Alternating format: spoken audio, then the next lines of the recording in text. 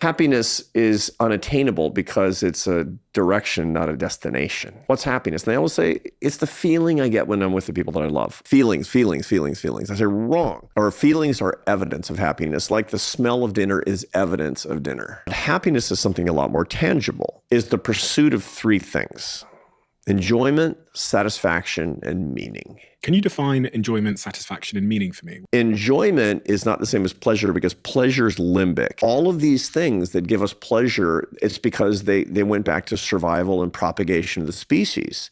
Anything that can be addictive, if you do them compulsively over and over and over again, it will make you less happy. But here's, when people ask me, so does that mean I should never drink alcohol? I should never gamble? No. You need to add two things to turn them into enjoyment. You need to add people and memory. Because if you add people and memory to something, that's when it's not an animal experience, it's a human experience. And that is a very important part of your happiness. If something's addictive, if you're doing it alone, you're probably doing it wrong. What about sex? That's pornography and masturbation is alone. And that's not good for you. Satisfaction. Satisfaction is the joy you get after struggle, which means I'm going to do this hard thing and it's going to get a big payoff, and that payoff is going to be sweet. A really funny thing about humans is that we need struggle and suffering for us to actually get the joy that we seek, and that's a really important part of our happiness. Satisfaction is all the things you have divided by the things that you want. Successful people need to manage their wants even more than they need to manage their haves. They need to want less. It's not that striving is bad. What you wanted was not arrival. What you wanted was progress. And then you start to get the reward from the progress itself. It's going to be sweet when I get to the goal. It isn't.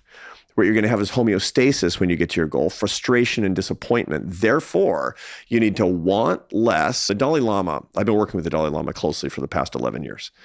And I asked him this question: how can I get lasting satisfaction? And he said, you need to want what you have, not to have what you want. And that's what it comes down to. It's the management of my wants, not my haves. Meaning then? Meaning is the why of your life. This is the hardest for most people, especially young adults. This is really, really hard. Meaning is really a combination of three things. It's coherence, purpose, and significance. Coherence is things happen for a reason. And so meaning in your life means you got to have a theory about why things happen. Purpose is my life has direction and has goals. That's what purpose really is. I'm going in this direction toward these things without getting stuck on the arrival fallacy. And the last but not least is significance, which is it would matter if I weren't here. I'm significant.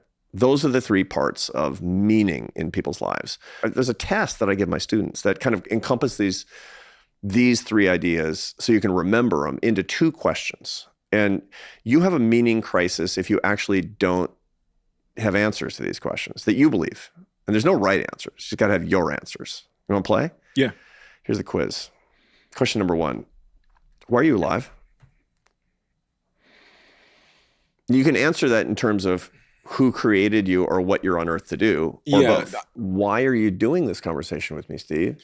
It's incredibly selfish. I learned a tremendous amount already just from this conversation. And I know that it pays it forward to other people who are going to learn from it as well. And that makes it feel worthwhile. So you said two things, fun and service. Yeah. Right? Which is more important to you? It's the service part. Yeah. You put the order of operations into the podcast and say, does it serve? Mm-hmm. Is that guest going to serve? Is this question going to serve? Mm-hmm. Then suddenly meaning starts to go, it starts to really sprout out of the soil. The second question is harder. For what are you willing to die today? I'd die for my romantic partner. Yeah. I'd die for my brothers and sisters, any of them. Would you die for an idea? Would you die for your country? Even if it were ridiculous? There's going to be a huge group of people that are listening to this and thinking, do you know what? I don't have anything that I would die for. And I don't really know why I'm alive. Actually, there's a 3-part plan. You want to hear the 3-part plan to actually start figuring out the answers to these questions? Mm-hmm. You don't have to answer the questions directly. But number 1 is start thinking to yourself, what do I think is right and wrong? What are my moral principles? Carl Jung said that the basis of happiness is figuring out what you believe and acting according to it, living according to it. That the basis of unhappiness is living not in accord with your own morals. Once you know what that is and say, I'm going to start acting and living according to my own principles, your life starts to change. Sin in almost every religious tradition is not offending God. It's hurting yourself. It's self-destructive behavior. You're doing something not in accord with the way that you want to live. I'm a victim of my own sin. Yeah. I'm a victim of my own weakness. I'm a victim of my own impulses. Write down your moral philosophy. I don't care how dumb it is. The second part is a contemplative tradition, is contemplation. You need more contemplation so that you can experience transcendence. Now, there's a bunch of different ways to do this, right? This is why everybody wants to do mindfulness meditation. That's all that is basically sitting still without your phone and focusing on being alive. And start with 5 minutes of just simple contemplation of life. You need to stop distracting yourself and systematically stop distracting yourself. You'll actually start to think about things that actually matter, including the things that are in the fundamental moral basis. You need contemplation. But I'm saying just be open to it. And then the very top is wisdom, and that requires reading. Or the accumulation of knowledge. Not everybody's a big reader, and there's so many different ways to get good information. The whole point is reading or acquiring information in the wisdom tradition.